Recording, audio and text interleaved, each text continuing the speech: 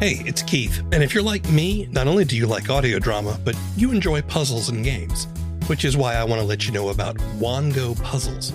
They're high quality, handcrafted, and perfect for anyone who loves a good challenge, but doesn't want to dedicate their entire kitchen table to puzzles for a week. These things are beautiful. They're 100% wooden puzzles that last forever. Each piece is hand-drawn, so no two pieces are the same, and you'll discover some fun whimsy pieces as you work through it. They come in a custom wooden box, which is perfect for storage and gifting. I think my favorite is the snow globe. Really pretty. So what are you waiting for? Go to wangopuzzles.com and pick your puzzle today. And be sure to use the promo code TFEO to get 10% off your order. This is the most fun you've had with a puzzle, guaranteed, or your money back. Go to WONGOpuzzles.com and use the code TFEO to get 10% off your order and get puzzling right now.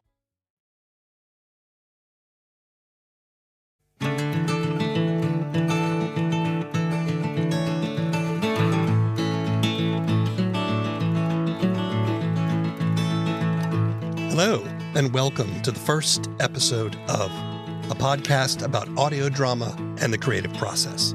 I'm W. Keith Timms, audio drama producer and podcaster. In this show, I listen to the first episode of an audio drama, then have a discussion with the creators about their show, their methods, struggles, and successes. Today, we're discussing the first episode of Wireland Ranch.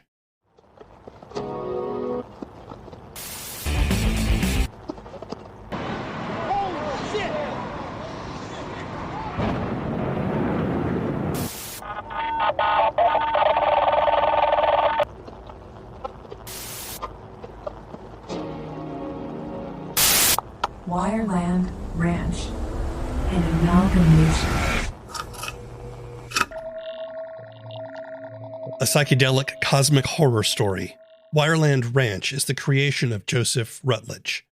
Its shifting storylines revolve around a strange crumbling shack in the Mojave Desert, a missing delivery driver, a drug-addicted PI retracing the driver's steps, and the narrator, an archaeologist digging all of this up 5,000 years in the future.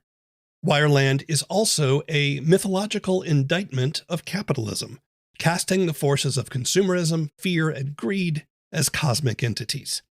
Rutledge relies on a psychedelic style to draw his listeners into feelings of dread.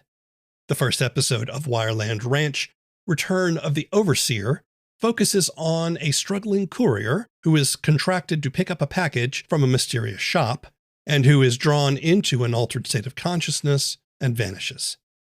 I spoke to Joseph remotely from his home in Georgia. Why don't you tell me a little bit about yourself as an artist and a creator? Growing up, I always, wrote poetry and stuff like that. I never took it seriously, until I went to prison. I was arrested for possession of heroin under a gram. I got 4 years. Well, I was only in for 3 before I got paroled. But I spent that entire 3 years writing, doing nothing but writing. I was pretty much in solitary confinement the whole time because I have a disability, heart problems. So they wanted to keep me out of general population. So it was just like me in a room with a pencil and a pen and a copy of Twilight. And that was literally about it. The vampire book? Yes. God, dude, I was in fucking prison and I couldn't make it through this fucking book. It is utter trash. And I'm sitting here thinking okay, if she can do this, right? It's all just really about content and consistency. So anyway, I spent the whole time writing. I wrote 2 novels while I was in there. And then after I got out, it all went to the wayside because, hey, now I'm free, right? Why am I going to waste my time writing? Yeah. So I did that for a few years. And finally I was like, dude, you are wasting your life. What are you doing? So I got all that stuff up in a crate, all the stuff I had written in prison, and I smushed it all together and ended up with this. Do you want to talk about your life and where you were before you got arrested? And Sure. I was in the very depths of like the worst of human experience. Like, I guess I can't say that. I imagine like genocide and things of that, being a part of that is much worse. But like for a person, just an individual, especially in American society, the very worst afflictions you can have are homelessness or addiction. I, at the time, had both. I had just came back from Las Vegas. I was living in a homeless shelter up there. As soon as I got into Georgia, I got off the bus, got patted down, had a little more than half a gram of heroin, and was immediately and unceremoniously arrested. Yeah, it was a dark time, man. It was, I was in a position to where if I had not gotten arrested, I would very likely be dead. You mentioned you had a disability. I talk about it in Wireland sometimes. I was born with a coarctation of the aorta, which basically means I had 0.1% blood flow going to my lower body, pumping through the aorta like that. The aorta was so compacted. That's the thing they usually catch at birth, but they didn't catch mine. The only reason they ever found out about it is because when I was playing football at 9 years old, my nose would just start pouring blood just all the time. And that's when they finally realized, hey, it's all there because it's all in his torso and it's got to come out somewhere, you know?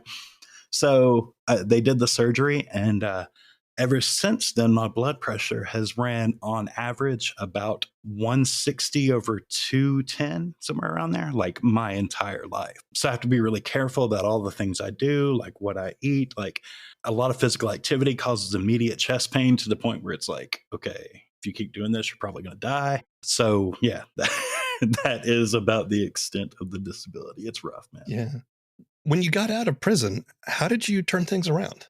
When you're on parole, they don't care whether you're disabled or not. You're going to work, right? That's it. That's all there is to it. So I was lucky enough to have a restaurant who was ran by a guy in a similar situation who was in prison himself. And he gave me a chance. He took it easy on me. He let things slide that a normal employer wouldn't let slide, like the amount of breaks, et cetera. So I was able to pull myself together with that. And with the help of my family, man, my stepfather and mother took me back into the house. You know, I squandered that for like maybe a year after I got out. Then I met a woman. We had a couple of kids. And it was like, okay, this is what I'm doing now. This gives me meaning where I was lacking meaning before.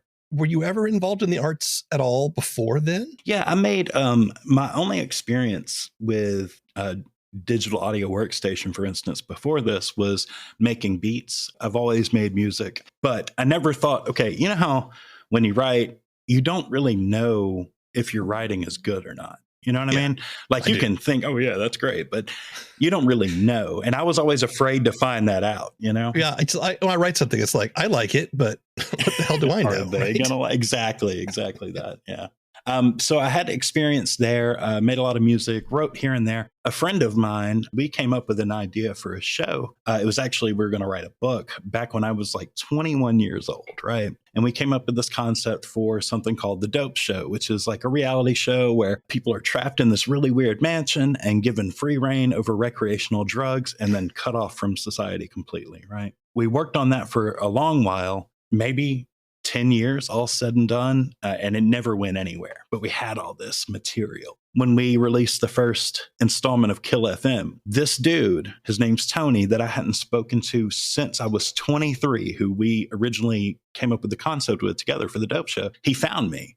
And now we're able to work on that together. It's like the circle of life, man.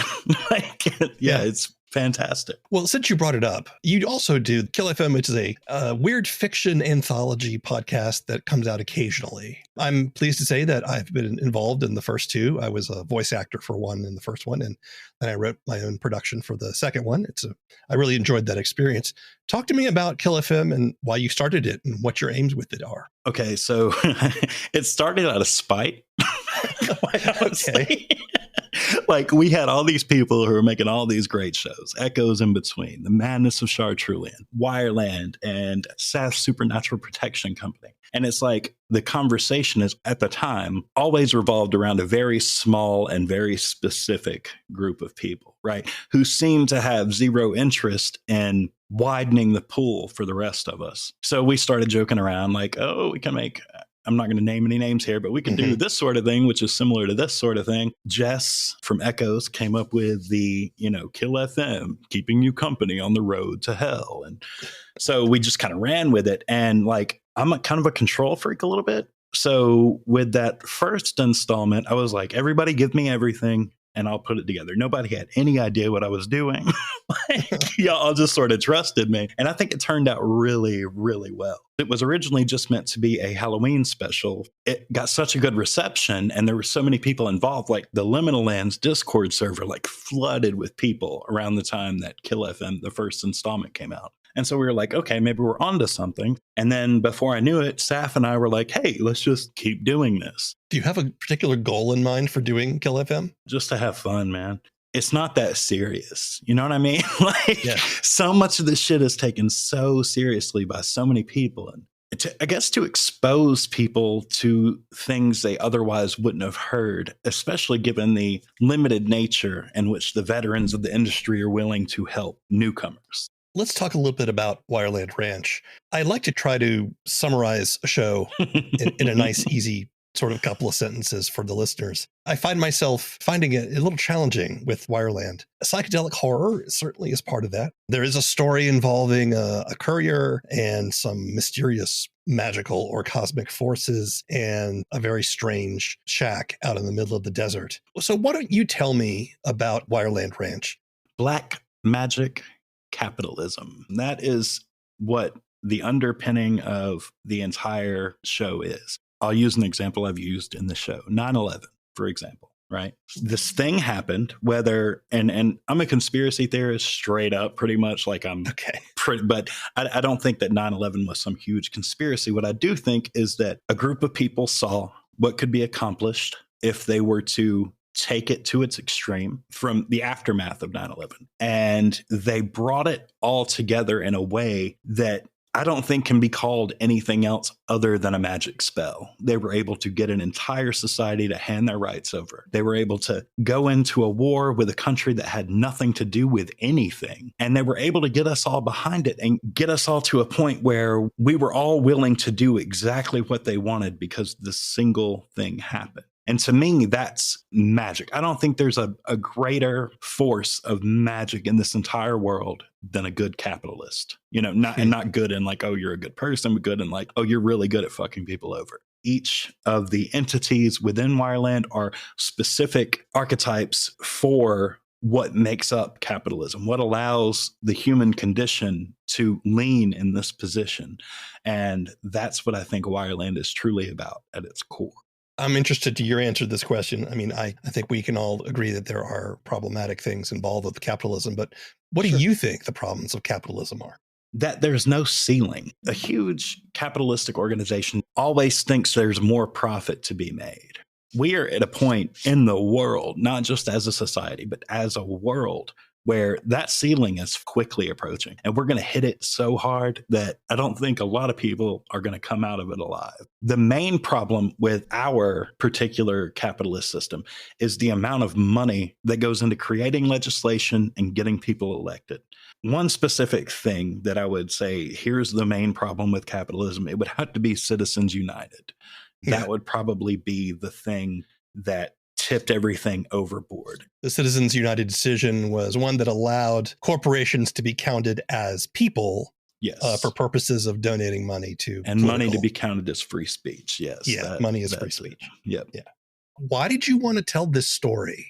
I think because the feelings of inadequacy, being trapped in this modern world 2023. A single person can't change anything unless that single person is a billionaire. Then they can change the world to their whim. But for us, what can we do?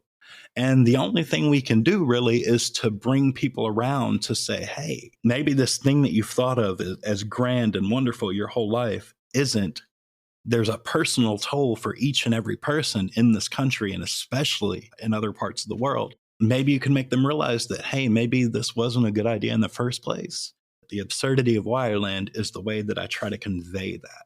A tree that won't stop growing leaves will eventually fall over. And that is how our current society exists. Why audio drama as the medium for this story? Keep in mind, when I made the first episode of Wireland, I had zero experience doing any of this, right? I think that audio drama brings a level of resourcefulness like the creators do that is not as existent in any other form of art. You don't have to have any money to start an audio drama. But you also don't have to have any money to paint, except for to buy the paints, right? But how do you get it out there? Yeah, you can paint, but who's going to look at that painting? With audio drama, it's different. People are always willing to say, oh, okay, new show, let's hear this, you know? Yeah. And I think that it's just the best outlet for what I do. Right. I mean, it's true that, for the cost of a web hosting service, even some of those are free, you can put yourself on a platform to be discovered. And we were lucky. I think Wireland does pretty okay. When I first got into this, I'm like, okay, I started looking into all the websites. Like, how do you know if you're doing anything successful? And everything I read was like, dude, if you're getting 20 downloads a week, you're in like the top 40% of podcasts. You called Wireland Ranch an amalgamation. Yes. As opposed to like an audio drama. Can you tell me what you mean by that?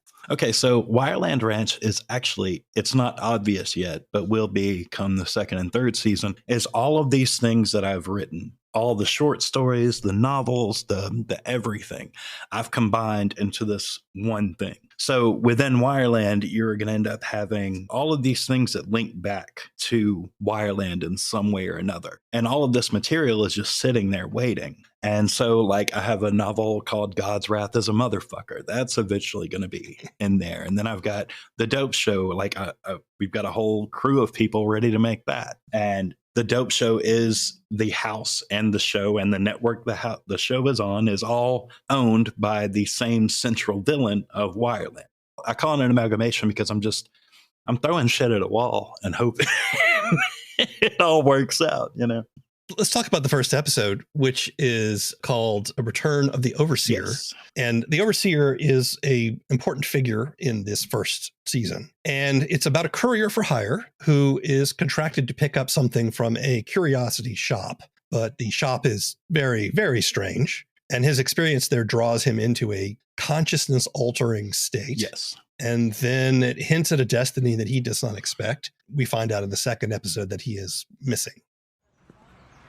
The pickup instructions listed on the screen stated, come inside store and ask for order at reception. If store is empty, wait. We will appear. If you're the impatient sort, come to the back room. This is inadvisable and may lead to stress and night terrors, but it will garner you the attention you seek. He stopped once again and considered cancellation, but after a moment and a deep breath or two, he shrugged to himself and pushed the heavy wood panel door, and of course, friends, we all know it was locked. But below the lock, a small handwritten sign announced, if the door is locked, ring the bell, and had an arrow originating from a spiral pointing toward a tiny red plastic button that seemed to be glued to the brick next to the brass door handle. And well, what else was he going to do besides press it and ignore the fact that it looked like a toggle switch you would buy at Home Depot and appeared to be connected to nothing? Just a weird toggle switch glued weirdly to a weird brick on a weird building. And as we all guessed, friends, nothing happened. The button didn't even depress. A frustrated sigh passed his lips, and as he was about to turn and head back to the car, he heard a loud, smooth. It's not like a lot of action. It's really about just this guy goes to pick up a thing. Right. But you spend a lot of time really developing a mood and using language to create a feeling in the listener. Wireland is about the vibes. One of the things I like about your language is that it's like a little bit beat poetry. Mm-hmm. It's like a little bit David Foster Wallace. Oh, wow. Okay. It's a little bit Hunter S. Thompson, Yeah. It's definitely got that kind of vibe to it. So I am curious just about, your approach to using language. One of my biggest literary influences, I guess, I've got a couple, but William S. Burroughs would probably be number one on the list. Something I didn't really know that people thought about Wireland until later on, way after I had made it, is that people look at the narration as rhythmic, like beat poetry, like you just said. Sure. I didn't think about that when I was making it, like when I was writing it. And my approach to writing is this: write a sentence, say it like I would on the show. And if it sounds right in my head, that line stays, right? It's all about subverting with language in my mind. Like, okay, here's this dude. Yeah, he has a life a lot like yours, probably. They make deliveries, and he's drawn into this vicious web of otherworldly influence.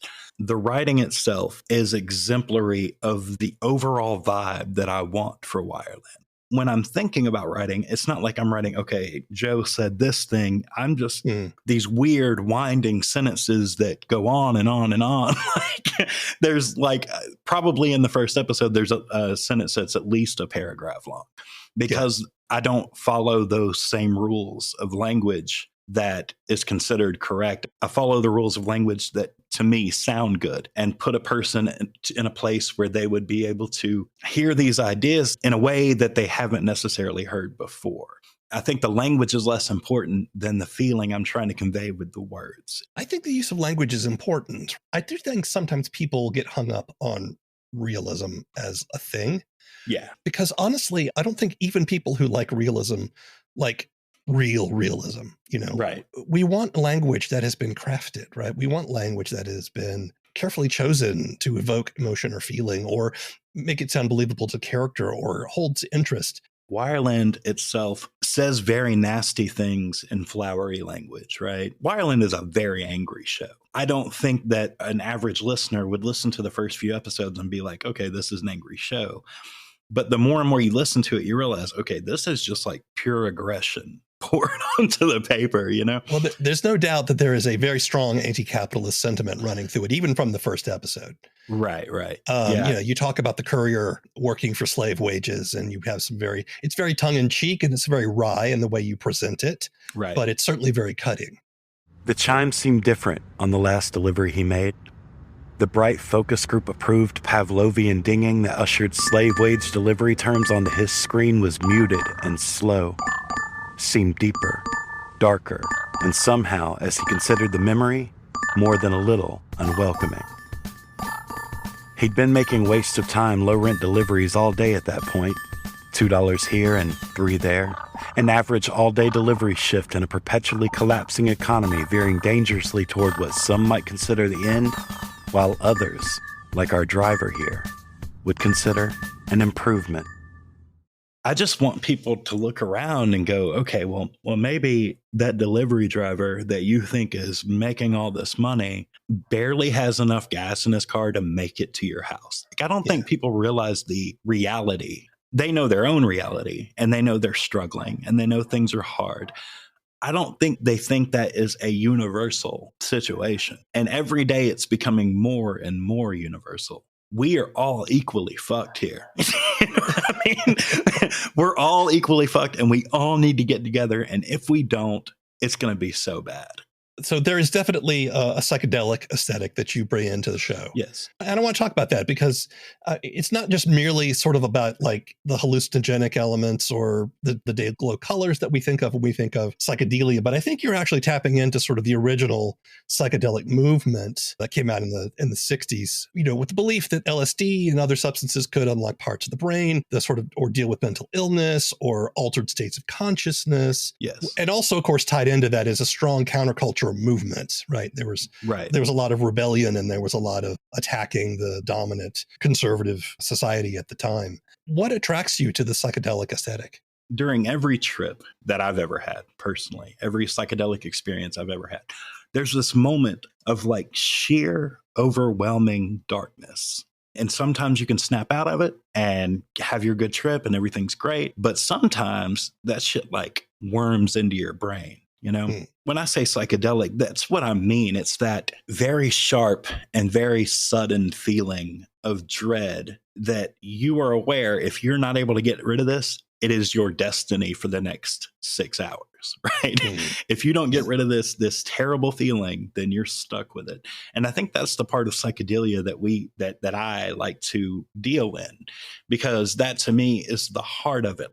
Yeah, it can be good. Yeah, it makes everybody laugh. But the things you're laughing at on psychedelics is the absolute absurdity of your station in life, like who you are, where you are at the moment. Everything just becomes this like, oh, this is crazy. And that's the part that I'm trying to tap into, is just that weird moment where you're just like, You can either embrace the darkness and run with it and have the worst time of your life, or you can run away from it. But if you embrace the darkness and run with it, you're going to come out on the other end in a much better mental position than you would have had you scurried away from that darkness. In the first episode, the courier actually has a very vivid, and I would say dreadful in the sense of being filled with dread experience, where a statue of a sphinx comes to life on this counter of the curiosity shop, and there's a disembodied voice that's talking to him. And so, time to get the delivery and peace the fuck out, he decided.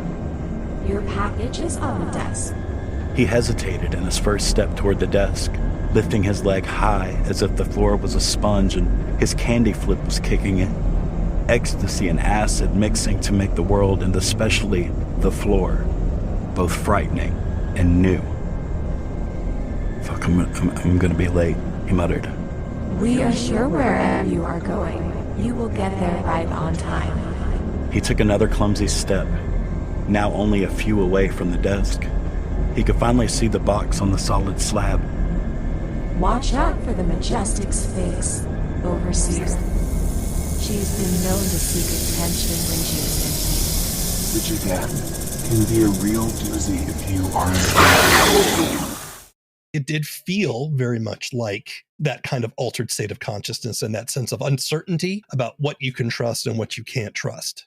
I try to do that with the language itself, like with the story itself, as well as the audio. I use a lot of binaural audio, different hertz in either ear that can sometimes make you feel a certain way without you realizing it. I do a lot of work in that aspect to make sure you are feeling the way that I felt when I was writing it. Audio itself, the form, especially audio drama, audio fiction, that to me is magic. And I just try to run with that in the best way possible. What is magical about audio drama, in your opinion? People who love audio fiction, for instance, they don't just turn a show on in the car. I mean, of course they do sometimes, right? But what they're looking for is to be taken over by this thing. And I think audio with headphones on, dark room, you're going to bed, whatever it might be, has a greater ability to rip you out of yourself than any other form of art. Audio drama forces you to just sort of like be with yourself and let those things wash over you and try to understand what the creator was doing and try to get yourself in that same mind frame that the character is in. And I really don't think that any other type of art comes close to being able to do that. Yeah, I've said this a couple of times. For me, the audio drama experience is, number one, it's very personal, right? It's intimate. Yes. The experience is right there in your ears. And it's usually just you by yourself. I mean, sometimes people will play it on speakers or whatever, but right. It's usually just you. And then the other thing is that it's incredibly imaginative because you only have the audio as your sense. Right. And we're actually very visually oriented creatures. So what that forces us to do is that we fill in the gaps. We make things appear in our minds based on the cues we get from the audio. So it's not just personal in the sense of feeling intimate. It's personal in the sense that we create the image of the action along with the creator. And I do think that's kind of magical. And just little things like being able to, like I talked about binaural audio a minute ago, that in and of itself, you can play a frequency at 4 hertz in one ear and 6 in the other, and it can create a feeling of intense unease that is completely separate from what you're actually consciously hearing. And I think that's where like that meeting between subconscious and consciousness is where the magic lies for audio drama. What do you struggle with? Myself, I struggle with like a lot of times, what's the point, right? That's probably the main question I ask myself more than anything else is, what's the point? Why would anybody want to listen to what I have to say? I'm a 40-year-old ex-con, like, and I'm just talking shit about capitalism for like an hour at a time. Like, who's listening to this? You know, I think that's probably my biggest struggle is realizing that maybe the uniqueness of Wireland resonates with people on a level that I don't quite understand. That's what is going to either make or break the show, you know? Yeah. I have a very similar struggle. I think you know that I wrote Book of Constellations probably out of a sense of frustration about the way the world was going, really sort of looking at how things were spiraling out of control from capitalism, but also just in general culturally in our country. I also kind of go, well, yeah, but who cares, right? What's the point? Why does anybody want to hear Right, you talk exactly. about that? Like that's Yeah. And I guess I don't have an answer to that question, but I do kind of feel like I did something as opposed to nothing. And maybe that's enough. I hope that it is, because like when I first started, I was excited. You know, I'm doing this new thing. It's great. It's so exciting. And the more time went on, the more that excitement has to be replaced by will, you know? And if it's not replaced by will, there's nothing left there. And I think that's what I've been struggling with since the beginning of the year, finding that happy medium between who the hell wants to listen to this and have you watched YouTube lately? You know what I mean? Like, have you seen the shit people are watching on YouTube? Yeah. Like, so what I do to make myself feel better, I'll go find a very terrible piece of media with like, I don't know, millions of views, watch that and then go, okay, well, Wireland's better than that. I'm fine.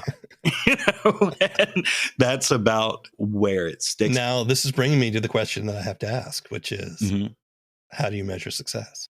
This might sound trite and very capitalistic from an anti-capitalist like myself, but if I'm making enough money to continue making the show, to make it justifiable with my time and energy, just enough to live to keep making it, I guess that's what I would consider success. Yeah. I mean, anti-capitalists got to eat too, right? Exactly. Right. Dude, it sucks.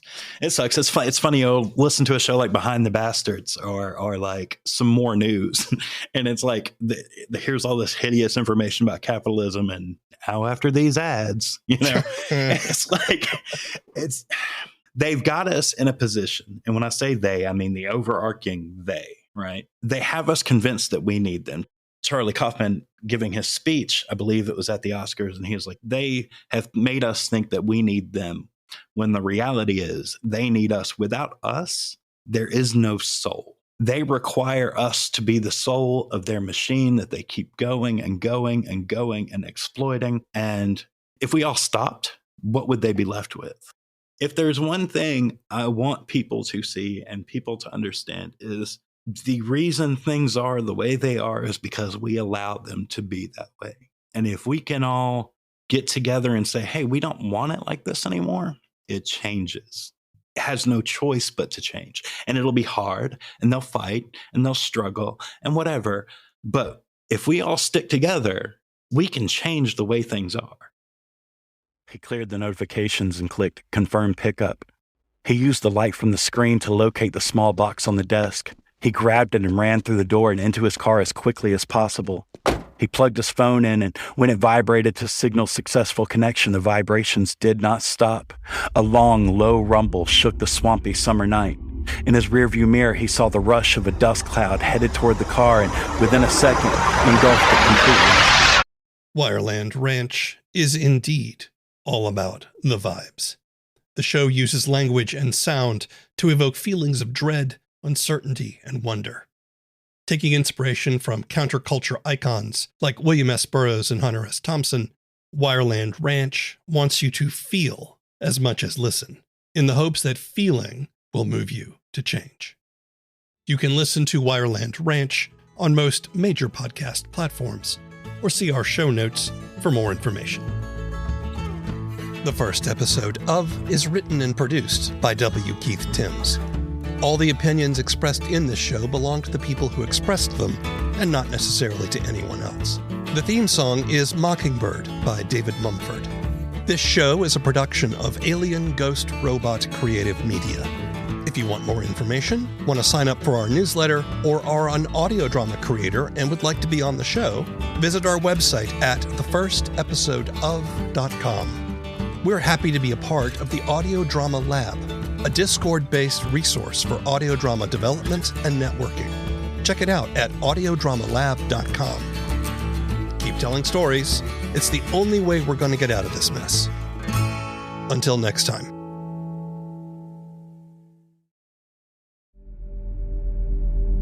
I know you got questions about him.